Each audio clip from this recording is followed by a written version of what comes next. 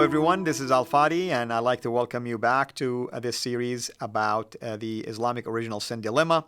And of course, if you've been tracking with us, you would have noticed that we have been making our case from the Islamic sources sometimes to prove that Islam teaches the existence of original sin. Now, here today, we are going to talk about a very interesting verse from the Quran that shows that even the Prophet of Islam himself wasn't born in a state of purity as Islam teaches, or with a state of this original disposition. Now, what is that?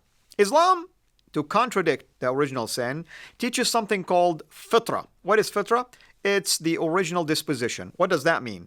You're born in a state of innocence and purity, and you gravitate towards Allah and towards Islam or the ways of Allah in the straight path. That's naturally, you're born with this tendency. But somehow, Islam actually contradicts itself and says that mankind needs guidance. So if mankind needs guidance, that tells me that they really don't know how to make it on their own.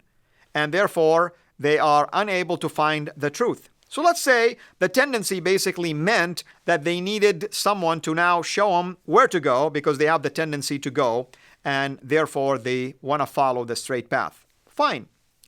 Then the Prophet who is sent to them, or the messenger, should know better who is God, and therefore he would know, or he himself, this prophet, would know how to guide him and take him there. You would expect that, right? I mean, that's the whole idea of sending a prophet, because the prophet knows the way, and he's sent by Allah to guide those who have the tendency to find the way. Fine. Now let's take a look at the Prophet of Islam. This is what I'm going to show you now in this slide on the screen.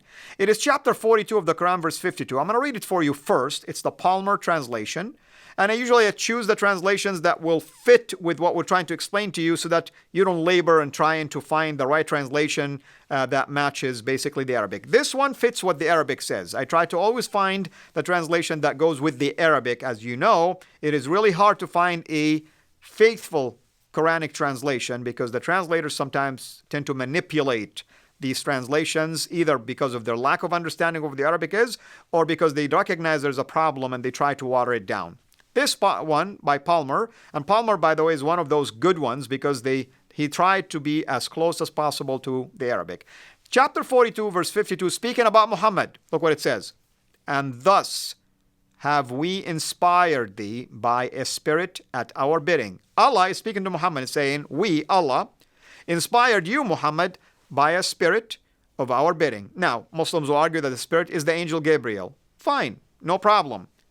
Thou did not know what the book was, nor the faith. Wow. I mean, let me stop right here. I mean, look what it's saying here. Muhammad needed guidance because he did not know the book, that's the Quran, and the faith in who? In Allah. This is the man that was sent to guide Muslims. Somehow he himself didn't know a book or his own book and didn't know his God. And you're telling me this is the guy that was sent to you to help you in your state of purity and original disposition to find God and his guidance and his instructions. Now think about this for a second. Is this a guy that you really feel like you can put your trust in and bank on him? As a matter of fact, this is the same guy who, if you go, and I'm going to write it down for you here, if you go to the Quran, chapter 46, verses 8 and 9, this is what he says. I'm going to summarize it and paraphrase it. He says, I do not know what's going to happen to me, nor to you. Is this the guy you want to follow? Compare this to Jesus, who says, I know where I'm going, he says. I go back to the Father, he says. I came from heaven. I am the way, the truth, and the life. No one comes to the Father except by me. Which one do you want to follow? The one who's confident and knows where he's going, and if I go, I prepare a place for you, and when I come, I'll take you, and where I am, you will be. I mean, all these things, just go to John 14. Oh, as a matter of fact, my Muslim friends use John 14 all the time to tell us that the Holy Spirit in there and the Comforter is Muhammad. Really? So just go and read John 14, starting from verse 1, and take it all the way down, and you judge if that's talking about a person like Muhammad, by the way. or is it talking about God? Okay? But anyway, that will be for another topic. We'll leave that when Sam Shamoun is here, because he just gets overly excited when he talks about these topics. Let's go back again to our verse at hand. So, apparently, according to the Quran, the Prophet of Islam didn't know anything about his God or his instructions. And the God of Islam is saying, but we made it a light whereby we guide whom we will of our servants. So even the servants of Allah sometimes are not guided. Somehow the God of Islam feels like he can guide some of them and not guide all of them, which tells me that not all the servants of Allah, by the way, have been guided. So some of them must have misguided people because they didn't know, according to the teaching of Islam, that the God of Islam didn't guide all of them. And verily, the God of Islam continuing to speak to Muhammad, verily, thou shalt surely be guided into the right way. Which way? The right way, the straight path, ash-shuraa al-mustaqim. Okay, this is what Muhammad asks you to pray daily and ask in Allah from chapter 1, Ihdina, guide us to the straight path. And yet Muhammad himself needed guidance to that straight path. And yet, even if this is true, why did he continue to pray this prayer daily? He would have repeated it 17 times if he prayed the 5 prayers alone, not to mention any other times. You, if you pray the daily prayers, you would repeat this request to be guided to the straight path 5 times, 5 prayers, 17 times, because each prayer you repeated multiple times. Why in the world would you need that if you already have someone who guided you to the straight path? You see why this is problematic? You see why this is another confirmation that even your guide needed guidance? Even your guide was sinful and needed someone to guide him back to the state of purity. Let's continue now and see what the commentators are saying about chapter 42, verse 52. Look at this slide. This is once again Ibn Abbas, the cousin of Muhammad, who lived with Muhammad, and look what he is saying about this. And thus have we inspired in thee, Muhammad, that's his basically clarifying, the English clarifying that this passage is talking about Muhammad, as spirit of our command, meaning we sent you Gabriel. The spirit that came to guide you, Muhammad, was the angel Gabriel. With what? With the book that you needed to be guided by, the Quran. Now, that's a really interesting thing. I'm not making an argument right now for the Bible and the Quran, but let me ask you this, my Muslim friends. If Muhammad came to reveal the Quran to you, why did he need to know about the Quran in the first place? And when did this Quran existed? And did he receive it as a whole book and he just piecemealed it to you? What is going on here? These are the questions you need to ask yourself. Let's continue now. It said, thou knowest not what the scripture was. You have no clue what the Quran was. You did not know what the Quran was before the coming of Gabriel. But I thought, according to the teaching of Islam, humankind is born with really this original disposition towards Allah and His guidance. Allah and the book, basically. But even Muhammad didn't know that. And he needed guidance.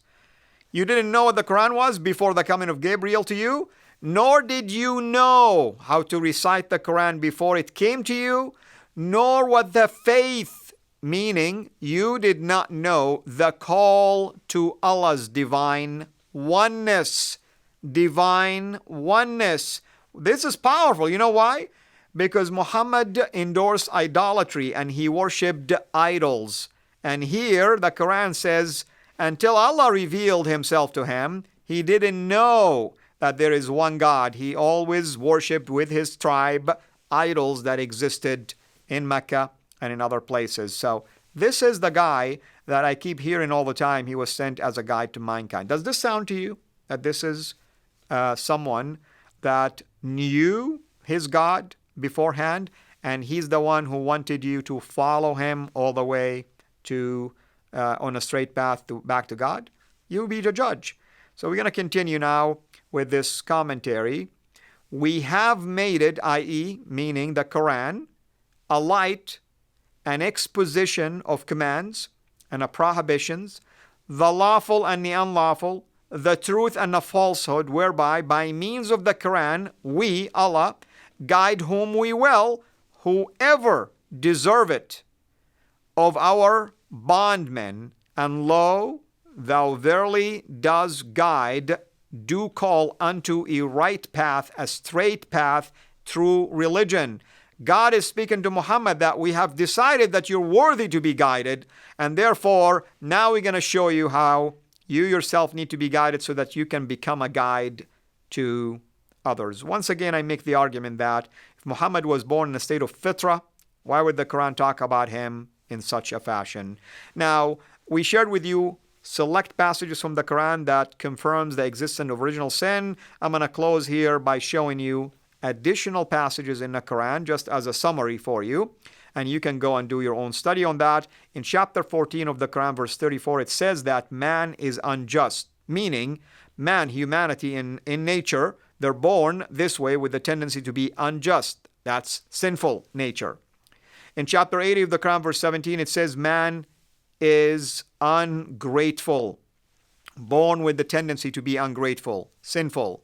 Man fails to do what he was commanded to do. Chapter 80, verse 23. Man is inclined towards evil, not righteousness. Chapter 12, verse 53. Man is lost. Chapter 103, verses 2 and 3. Sin is universal.